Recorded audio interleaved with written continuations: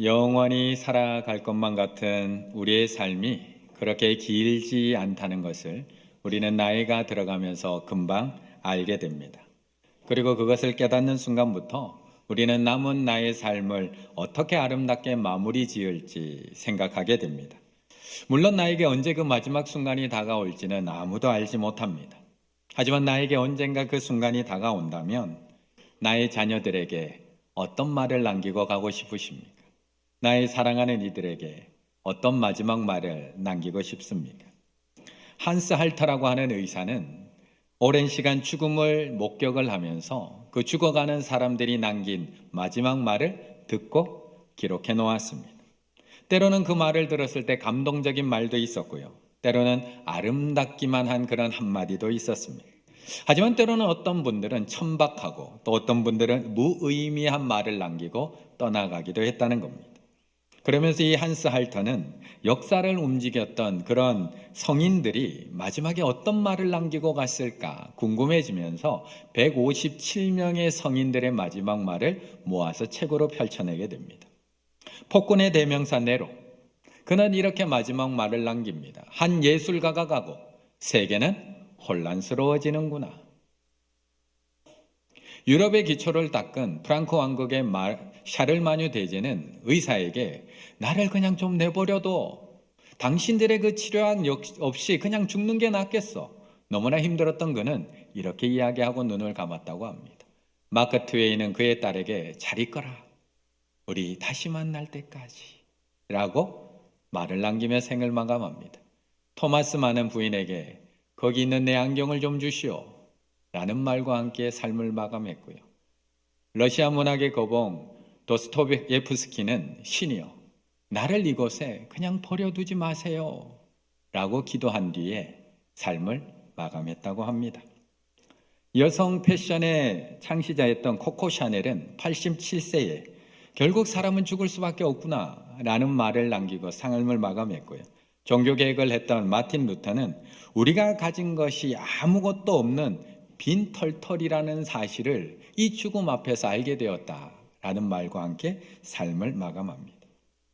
그렇다면 우리 성도님들은 어떤 말을 남기고 싶으신가요? 사랑하는 자녀들에게, 사랑하는 가족들에게 어떤 마지막 말을 남기고 떠나가고 싶은가요? 이제 엄마 없어도 예수 잘 믿어야 돼? 이제 아빠 없어도 신앙생활 잘해야 돼? 우리 부활해서 천국에서 하나님 나라에서 다시 만나자? 어떤 말을 남기고 싶은가요? 오늘 본문은 다윗이 죽음 앞에 서 있는 그 순간에 아들 솔로몬에게 남기는 마지막 유언으로 이루어져 있습니다. 25절의 말씀을 같이 한번 읽어보겠습니다. 25절입니다. 여호야다의 아들 분하야를 보내매 그가 아도니아를 쳐서 죽였더라. 아멘. 오늘 우리가 함께 읽은 이 본문은 사실 조금 잔인한 이야기로 가득 차 있습니다. 아마 우리가 평소에 보는 영화나 영상의 내용이었다면 아마 그 영화가 시작하는 앞에 자막이 하나 떴을 것 같습니다. 노약자나 임산부는 시청을 주의해 주세요 라는 경고가 붙을 정도의 내용들입니다. 쳐서 죽였더라, 쫓아내었더라, 도망했다, 올라가서 그를 쳐 죽이매 자기 집에 매장되었더라, 죽이고 쫓고 매장한 내용들로 우리가 읽은 오늘 본문이 가득 차 있습니다. 오늘 우리가 읽은 본문 바로 앞에 25절이 이렇게 이야기합니다. 여호야다의 아들 분하야를 보내매 그가 아도니아를 쳐서 죽였더라.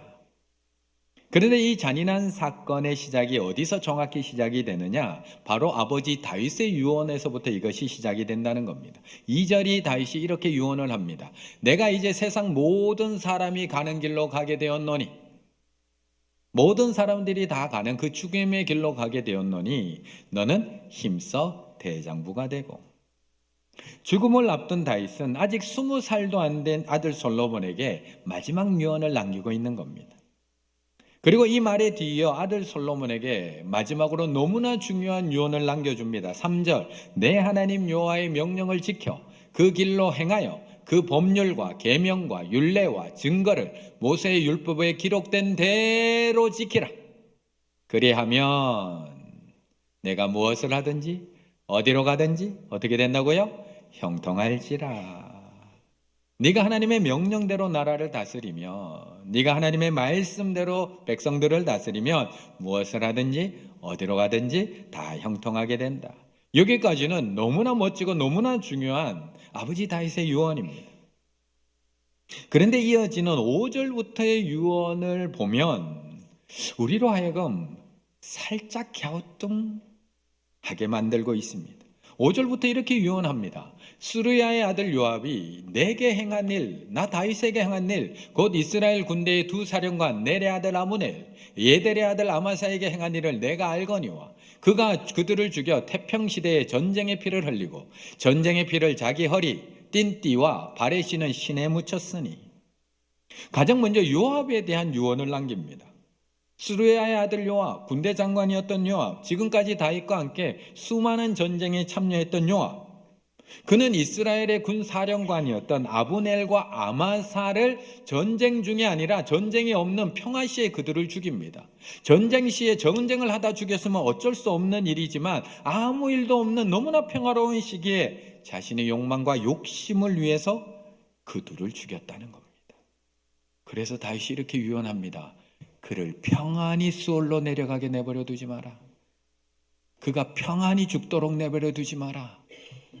이게 아버지의 유언입니다. 두 번째 유언, 바르실레에 대한 유언을 남깁니다. 압살롬의 반란으로 예루살렘을 버리고 다윗이 도망해야 했을 때 왕권을 잃어버린 자신을 아무도 도와주지 않는 그 상황 속에서 80세가 넘은 이 바르실레라는 사람이 다윗과 그의 일행을 용성하게 대접을 합니다. 성심껏 대접을 합니다. 이 사실을 나중에 압살롬이 알기라도 하면 큰 불이익이 주어질 텐데 그 위험 속에서도 다윗과 그의 일행들을 융성하게 대접했다는 겁니다. 다윗은 그래서 그 자손들에게 은총을 베풀라고 유언을 내리고 있는 겁니다. 왕의 상에서 그의 자손들이 먹고 마실 수 있도록 그 자손들에게 은총을 베풀어 주라. 세 번째 유언, 시므이에 대한 유언을 남깁니다. 시므이. 바르실레와 똑같은 상황이었습니다. 압살롬의 반역으로 다윗이 도망가는 상황. 물론 다른 사람들도 대부분 다윗을 외면하고 도와주지 않았습니다. 하지만 그 처참하게 비참하게 도망가는 다윗을 따라오면서 돌을 던지며 저주했던 사람이 있습니다. 바로 시므이입니다.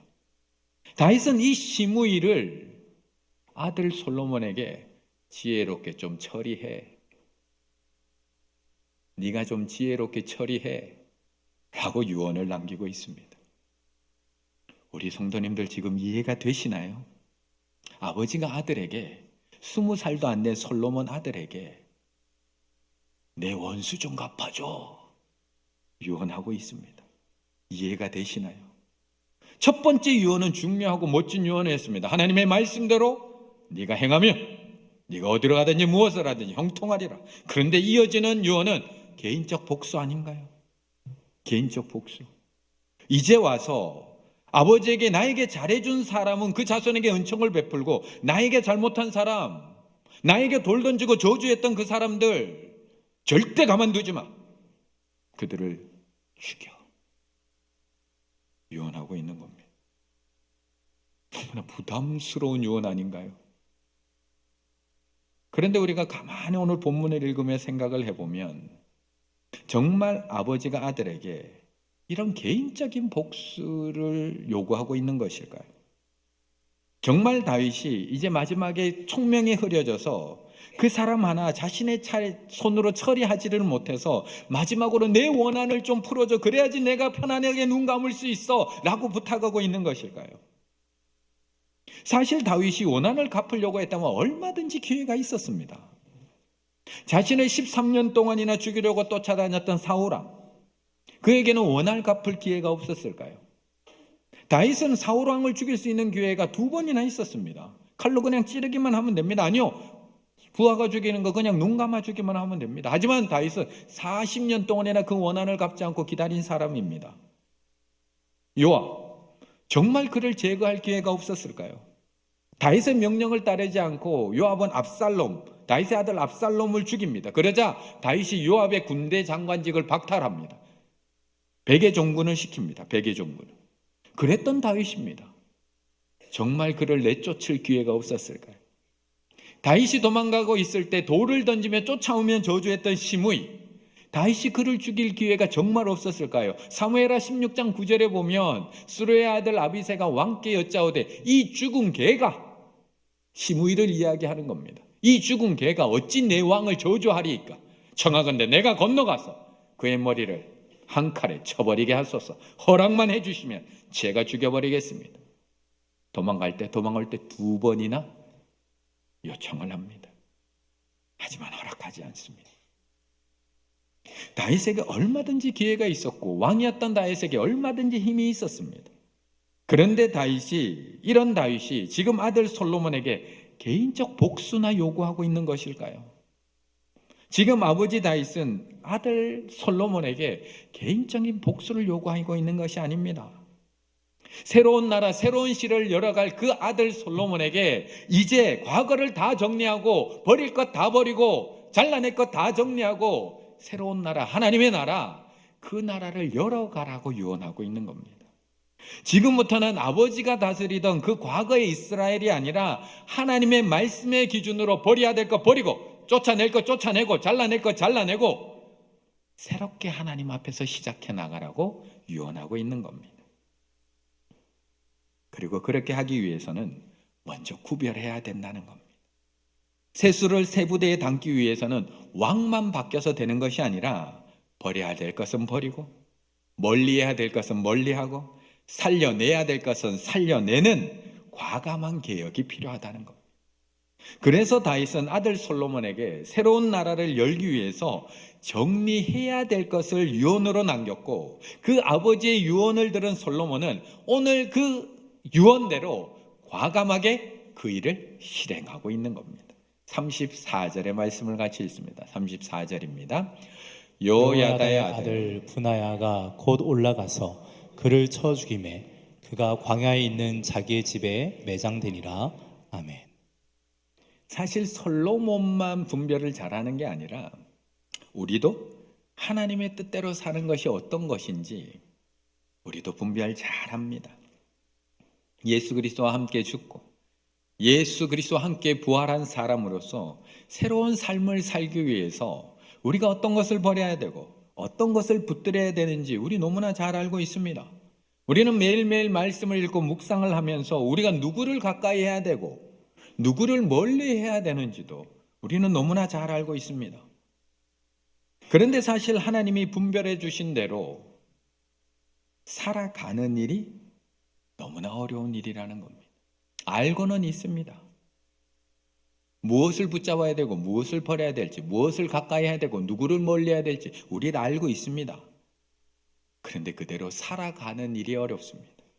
알고는 있지만 지금까지 그렇게 살아오지 않았기 때문에 너무나 오랜 시간 그냥 그렇게 살아왔기 때문에 그렇게 사는 게 지금까지 당연했기 때문에 우리는 알면서도 모르는 척하며 단호한 결단을 내리지 못하는 것들이, 잘라내지 못하는 것들이 우리에게는 너무나 많이 있다는 겁니다. 로마서에 보면 하나님이 기뻐하시지 않는 것들, 우리가 잘라내야 할 것들, 버려야 할 것들, 하지 말아야 할 것들을 우리에게 나열해 놓고 있습니다. 로마서 2장 21절, 그러면 다른 사람을 가르치는 내가 내 자신은 가르치지 아니하느냐? 그러면 다른 사람을 가르치는 내가 내 자신은 가르치지 아니하느냐? 도둑질하지 말라 선포하는 네가 도둑질하느냐? 간음하지 말라고 하는 네가 간음하느냐? 우상을 가증히 여기는 네가 신전 물건을 도둑질하느냐?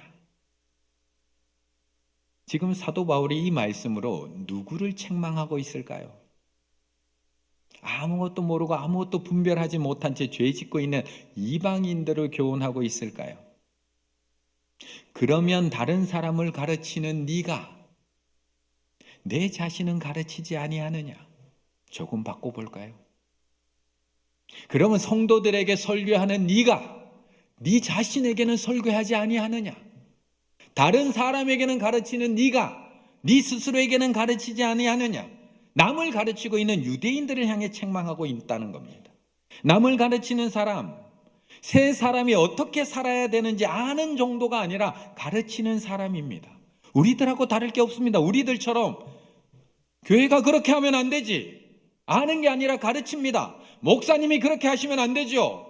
교회 다니는 사람은 그렇게 하면 안 되지. 지적하고 가르칠 만큼 말씀을 잘 알고 있는 사람, 그 사람들입니다. 그런데 그렇게 잘 아는 사람들이 그러한 죄들을 잘라내고 멀리하고 죽이고 살고 있느냐는 겁니다. 그래서 그 앞에 나오는 로마서 2장 13절에 이렇게 이야기하는 겁니다. 하나님 앞에서는 율법을 듣는 자가 의인이 아니요, 지금 듣고 있다고 의인이 아니요, 오직 율법을 행하는 자라야 의롭다 하심을 얻으리니. 여기서 보듯이 하나님의 기준은 명확합니다.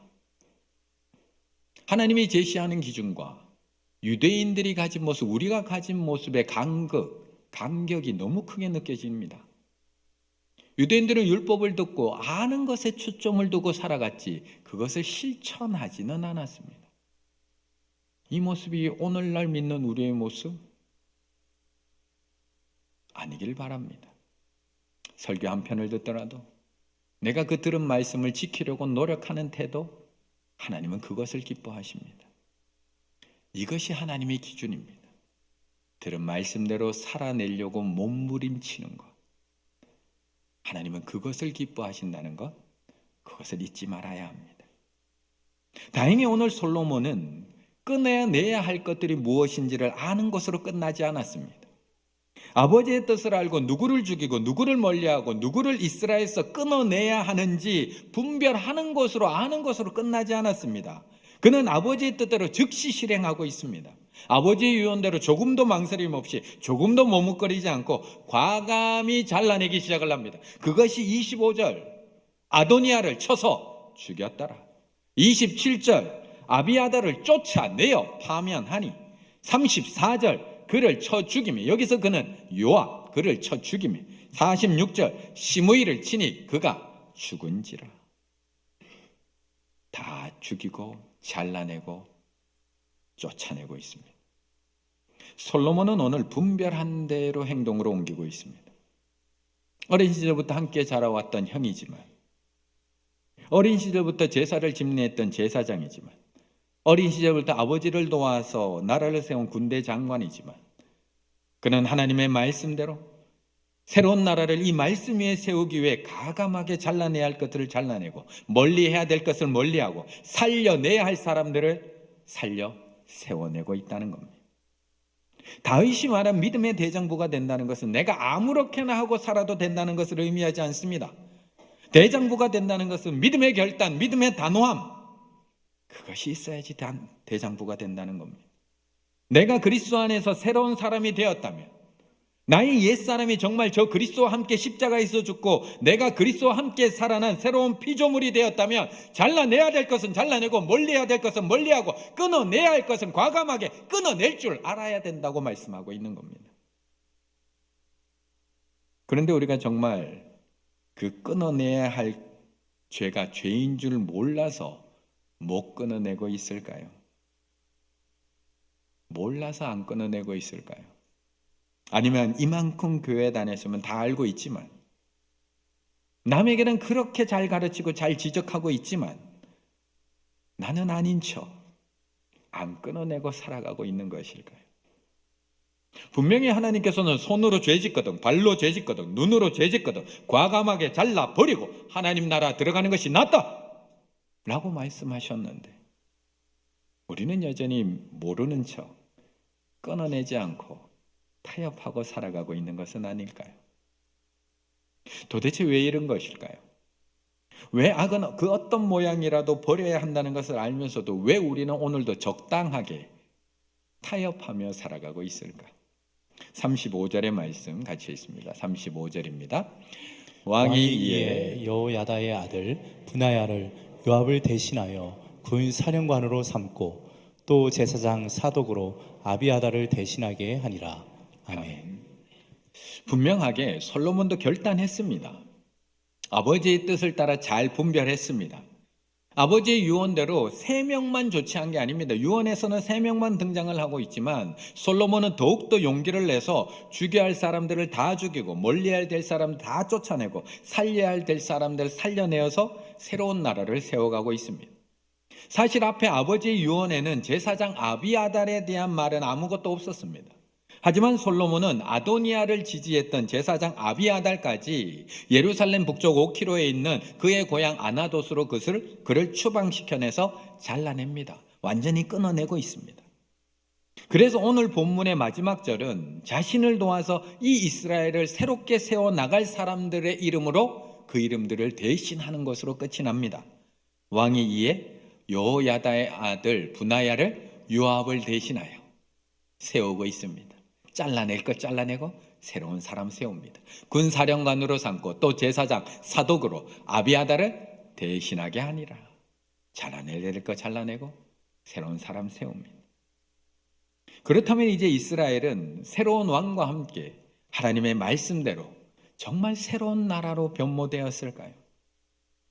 하나님께서 다윗에게 약속하셨던 그 다윗의 언약처럼 정말 다윗의 왕조가 대대로 이어져서 끊어지지 않았을까요? 분명히 4절에서는 다윗이 다윗의 언약을 다시 기억시킵니다. 여호와께서 내 일에 대하여 말씀하시기를 만일 내 자손들이 그들의 길을 삼가 마음을 다하고 성품을 다하여 진실이 내 앞에서 행하면 이스라엘 왕위를 오를 사람이 너에게서 끊어지지 아니하리라. 다윗의 왕조가 끊어지지 아니라 네 후대에도 계속 왕들이 세워지리라 약속했습니다. 그런데 안타깝게도 우리가 너무나 잘 아는 것처럼 이렇게 담대한 계획을 단행했던 솔로몬, 아버지가 분별해 준 대로 끊어낼 것 끊어내고 멀리해야 될 것 멀리하고 과감하게 다 잘라냈던 솔로몬의 마지막, 그리 아름답지 못했다는 겁니다.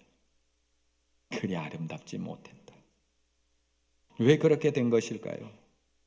왜 그렇게 처음에는 과감하게 믿음의 계획을 단행했던 솔로몬이 왜 나라가 점점 강성해지고 자신의 옆에 은과 금이 쌓이기 시작을 하고 자신이 온 세계에 유명해지기 시작을 하자 왜 그는 패망의 길을 걸어갈 수밖에 없었던 것일까요?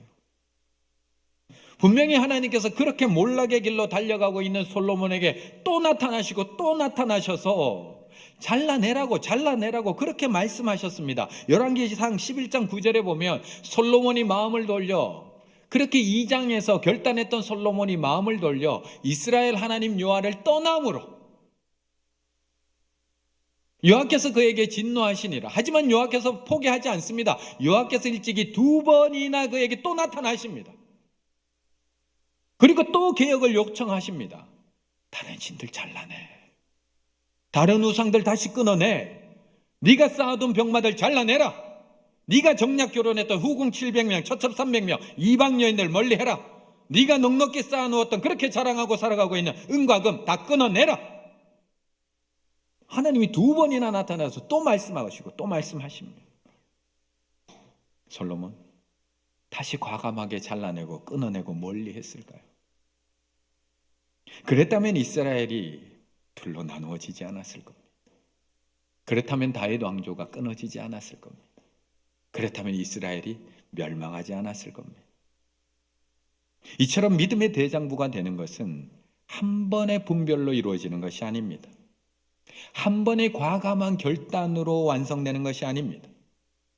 우리가 특별 새벽 기도 끝나고 나서 한 번 은혜 받고 한 번 하나님 앞에서 결단했다고 한 번에 내가 새 사람 되는 것이 아니라는 겁니다. 부흥해서 내가 은혜를 받고 기도원에 가서 큰 은혜를 받고 와서 나의 삶이 단번에 거룩한 삶으로 변화되는 것이 아니라는 겁니다. 우리가 양육 과정을 통해서 그래 이런 것들이 하나님이 싫어하는 것들이지, 하나님이 앞에서 너무나 죄악된 것들이지, 끊어내야지. 한 번 결단하고 한 번 실천한다고 해서 내가 한순간에 믿음의 대장부가 되는 것이 아니라는 겁니다. 그래서 우리는 오늘도 멈추지 말아야 합니다. 그래서 우리는 오늘도 멈출 수가 없습니다. 다윗을 향한 사단의 유혹과 시험은 밧세바로 끝난 것이 아닙니다. 다윗의 말년에 자신의 업적을 자랑하기 위해서 인구를 계수하는 그 순간까지 계속 이어집니다. 예수님을 향한 사단의 유혹과 시험도 예수님의 공생애를 시작하는 그 시험 단계에서만 있었던 것이 아니라 예수님께서 십자가에 달려 죽기 전까지 사단은 끊임없이 수많은 사람들을 이용해서 예수님을 시험합니다. 내려와봐. 네가 하나님의 아들이거든. 그 십자가에서 내려와서 증명해봐. 네가 하나님의 아들이면 너부터 구원을 해. 우리 구원한다고 이야기하지 말고 끝까지 예수님을 조롱하며 비난하며 예수님을 실패하게 만들려고 했다는 것입니다. 그렇다면 우리는 가만히 내버려 둘까요? 우리 충일교회 성도님들은 가만히 내버려 둘까요? 하나님의 말씀대로 살려고 오늘도 이 예배 마치면서 하나님 앞에 결단하고 저 문을 열고 세상으로 나아갈 텐데 아이고 이제 결단했구나 그냥 내버려 둘게 그렇게 살아야지 가만히 내버려 둘까요? 이제 나의 옛사람은 저 십자가에 못 박고 부활의 새 사람으로 하나님 앞에 끊어내야 될 죄악들 끊어내고 새 사람으로 살아가겠습니다. 하나님 앞에 결단하는 우리를 사단마귀가 아이고 그래 결단한 대로 살아야지 말씀대로 살아야지 그냥 내버려 둘까요? 그런데 그렇게 결단하고 나아가는 내가 왜 또 화나는 일을 만나게 되는 걸까요? 지난주에도 믿음으로 살겠노라고 결단했는데 왜 세상으로 나갔는데 왜 또 욕심나는 일이 생기는 걸까요? 지난주에도 하나님의 말씀 앞에서 사랑하겠노라고 결단했는데 왜 나를 이유 없이 미워하는 사람을 또 만나게 되고 왜 입술로 죄짓지 않기로 결단을 했는데 왜 그 자리에 가서 앉아있게 되고 왜 나도 모르게 교만한 자리에 서 있게 되고 왜 누군가를 없이 여기는 자리에 나도 모르는 사이에 내가 서 있게 되는 것일까요? 한 번으로 되지 않기 때문입니다. 한 번으로 되지 않기 때문입니다. 한 번 분별하고 한 번 결단하고 한 번 실천한다고 해서 내가 믿음의 대장부가 되는 것이 아니기 때문입니다. 우리는 한 번이 아니라 계속 힘써야 합니다. 계속. 예수님께서 십자가에서 그 십자가의 사명을 완성하기 위해서 끝까지 참고 견디고 힘쓰셨던 것처럼 우리도 한 번 죄를 끊어내고 한 번 잘라내고 한 번 멀리한 것으로 아이고 나 신앙생활 잘하고 있지 만족하며 사는 것이 아니라 날마다 하나님 앞에서 믿음의 대장부가 되기 위하여 나의 죄악된 모습을 분별하고 내가 무엇을 죽여야 되는지를 분별하고 그것을 날마다 죽여나가야 한다는 것입니다. 하나님을 두려워하는 가운데 거룩함을 온전히 이루고 고린도후서 7장 1절의 말씀입니다. 날마다 은혜 안에서 자라가며 한 번이 아니라 날마다 은혜 안에서 자라가며 베드로전서 2장 2절 날로 속사람을 새롭게 하는 날마다 속사람이 새롭게 되는 고린도후서 4장 16절 이런 날마다 새롭게 되는 것은 우리가 반드시 해야 하는 믿음의 사람들이 반드시 해야 하는 의무입니다. 그런데 날마다 죄를 죽이는 것 없이 날마다 새로워지는 것 불가능합니다. 죄는 자신의 온 힘을 다해서 우리가 행하려고 하는 모든 거룩한 행위를 저지합니다. 막아섭니다. 우리가 거룩한 가운데서 조금이라도 자라가려고 애쓰는 것 절대 못하게 합니다. 가로막습니다. 그래서 오늘도 그 자리에 또 보내는 겁니다. 또 시험이 있고 또 유혹이 있는 겁니다. 거룩함의 길에서 죄를 죽이며 나아가지 않는 사람은 자신의 여정의 목적지인 그 거룩함을 향해서 단 한 발걸음도 내디딜 수가 없습니다. 어떤 사람이 거룩함으로 지금 나아가고 계시는데 내가 새 사람으로 살고 싶은데 부활한 새 생명으로 살고 싶은데 하나님의 말씀대로 살고 싶은데 죄의 저항을 발견하지 못하고 계시다면 한 걸음 내디딜 때마다 죄와 싸워서 이기고 나아가고 있는 것이 아니라면 그 부딪힘이 없고 그 유혹이 없고 그 힘듦이 없다면 그는 죄에 대해서 죽고 있는 것이 아니라 어쩌면 죄와 타협하며 걸어가고 있는 것일 수도 있습니다. 부활의 첫 주일입니다. 우리가 새 사람으로 살아가려고 하나님 앞에 또 한 번 결단하는 시간입니다. 그런데 죄의 저항이 없을까요? 내가 이제 새 사람으로 살겠어 결단하는데 죄의 저항이 없을까요? 나 이제 하나님의 말씀대로 살 거야. 하나님 앞에 약속하며 결단하는데 막아서지 않을까요? 거룩함을 온전히 이루려고 하는데 오늘도 죄가 나를 시험하고 유혹하지 않을까요? 하나님의 말씀대로 사랑하려고 하는데 내 안에 있는 그 스물스물 죄가 또 올라와서 나를 분노하게 만들지 않을까요?